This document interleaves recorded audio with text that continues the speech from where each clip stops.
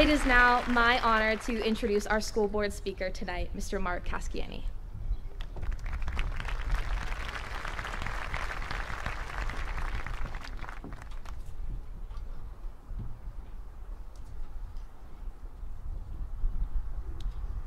Thank you, Mr. DiTullio, Dr. Miller, Dr. Hernandez, for granting me this opportunity to speak today.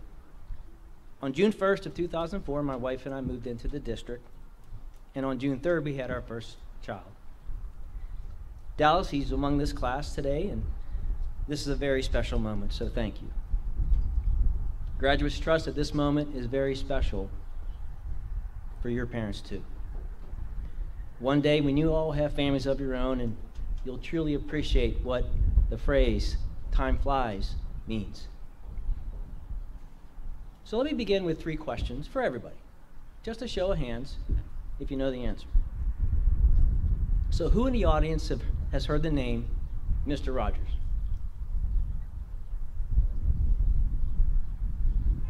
Who knows there's a quote by Mr. Rogers on the high school cafeteria wall? Who knows Mr. Rogers' favorite number?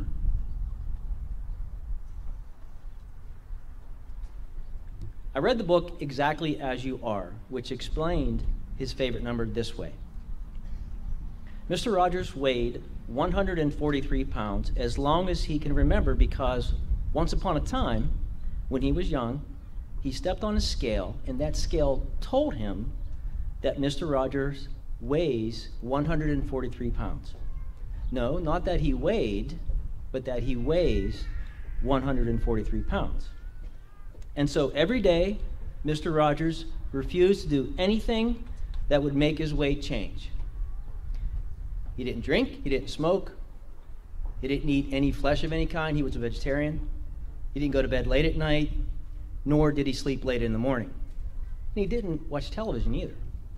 And every morning when he swam, he stepped on his scale in his bathing suit and his bathing cap and his goggles, and that scale told him that he weighs 143 pounds.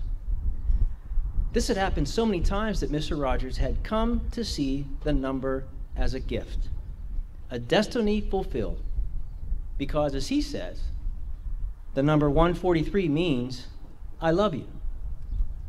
It takes 1 letter to say I, 4 letters to say love, and 3 letters to say you. 143. I love you. To Mr. Rogers, this number symbolized the message he was born and called to deliver to the world. And to fulfill that destiny, he created a television neighborhood. He would say things like, "Hello, neighbor. It's a beautiful day in the neighborhood." He didn't call us boys and girls, ladies and gentlemen, or even friends. He called us neighbors. So in honor of Mr. Rogers' legacy and his favorite number, 143, please permit me to address the class of 2023 and everyone gathered here as my neighbors. One of my favorite quotes from Mr. Rogers is, "As human beings, our job in life is to help people realize how rare and valuable each one of us really is. That each of us has something that no one else has or ever will have. Something inside that is unique to all time.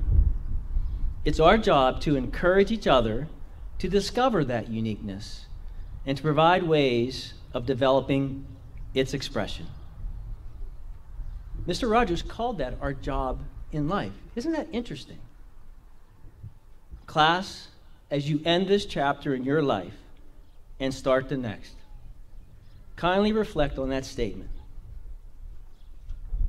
No matter the major or occupation you choose, know that your purpose is to serve others, to help them see their value and uniqueness. And this requires a choice to either serve yourself or your neighbors, because you can't serve both. So what's the secret to being able to do that? Is there a key to unlock the door? Well, there is, and I've discovered it. You have to learn to feed your good wolf.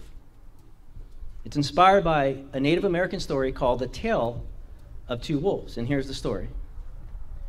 An old man was teaching his grandson about life. There's a fight that goes on inside all of us, he said. It's a terrible fight, and it's between two wolves. One wolf is evil. He is anger, envy, sorrow, regret, greed, arrogance, self-pity, guilt, resentment, inferiority, lies, false pride, superiority, and ego. Then he paused, and he continued. The other is good. He is joy, peace, love, hope, serenity, humility, kindness, benevolence, empathy, generosity, truth, compassion, and faith.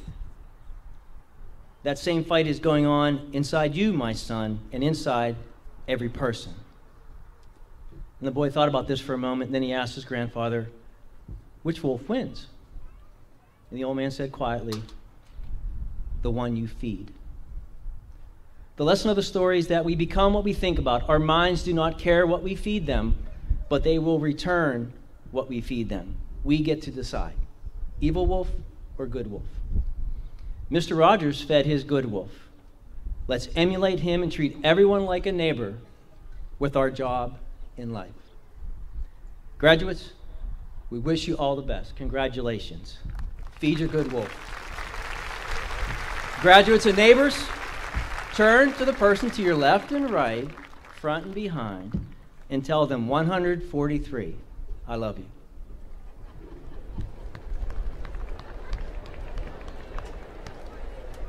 Dallas Allen Kashani. Noah Alec.